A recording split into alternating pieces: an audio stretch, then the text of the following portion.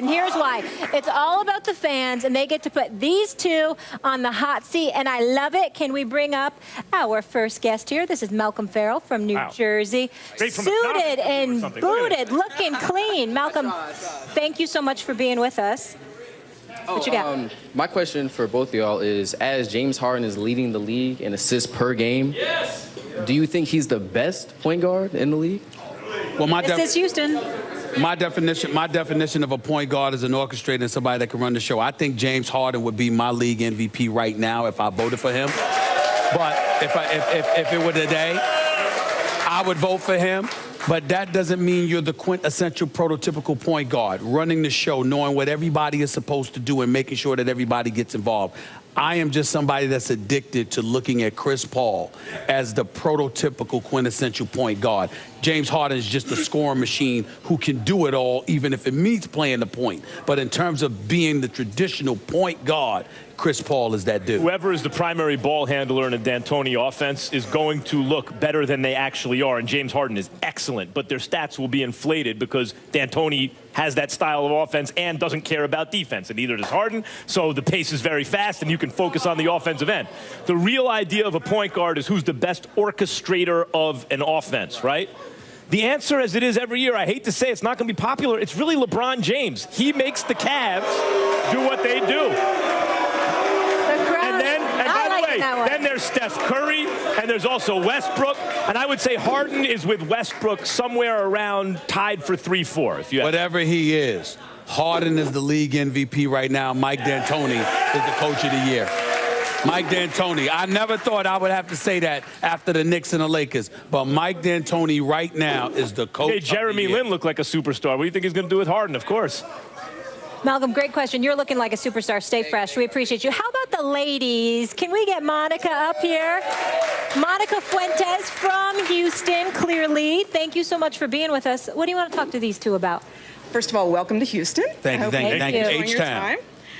Yesterday, Terry Bradshaw said that Brock Osweiler is too slow.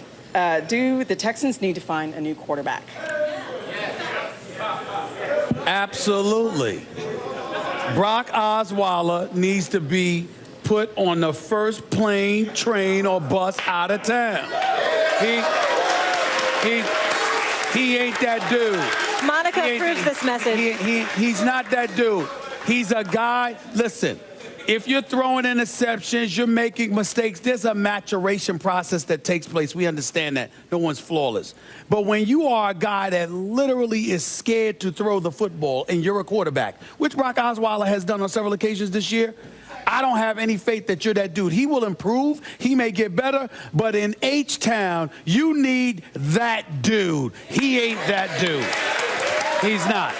Brock Osweiler, when he was in the Pac-12, was the fourth best quarterback in the Pac-12. There was Andrew Luck, then there was Nick Foles, although at the time Barkley was considered better, but people were wrong. Then there was Matt Barkley, and then there was Brock Osweiler, fourth in the Pac-12.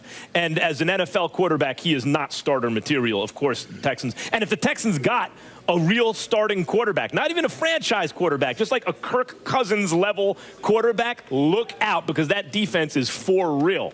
Monica's with it, but I have a feeling regardless of who's at quarterback, she will be repping those Texans. Up next, Zach Johnson from the Chi. You might be setting yourself up right now. You know this man in Chicago football. What do you have for him? All right, first, being a huge fan of First Take, I want to say, obviously, being from Chicago, with us getting the brittle Tony Romo over to Chicago with our good running game, we got a Pro Bowl running back, Alshon Jeffrey. Would that be a better fit than getting rid of Jay Cutler? Well, first of all,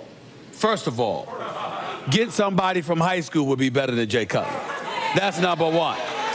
Number two, well, see, people don't realize, because I'm talking about interest. I'm not talking about your ability just to throw the football or run an offense. I'm talking about you having a passion where you actually care about winning, as opposed to losing and then chilling out on a boat with your wife, getting fat and happy, looking like Jabba the Hutt. Now, having said all of that, Romo is not the answer. Seriously, here's why. It's Chicago.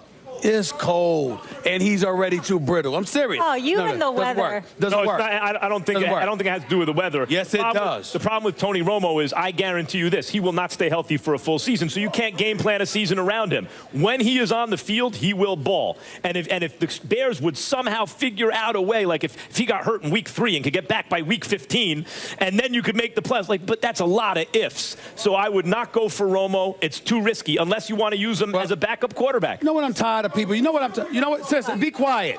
You know what I'm tired of people lying about? What? Get hit in warm weather when your body's warm and all of that stuff. Now take off, go to some place where it's freezing. Take off your gloves and stuff like that. Same hit and watch how they hit you. Why are we acting like we don't know that the cold weather affects us? It affects you. No. It's British. It's not the cold weather don't make it worse. It's that he could be playing in warm weather. He's been playing in warm weather. Exactly. So cold weather's going to make it worse. He'll get hurt anyway. On the bright side, Zach, you got this. This just happened right here with your town. Congratulations. Thank you so much. Congratulations. Thank you. Appreciate you being with us. When we come back, funny man Terry Crews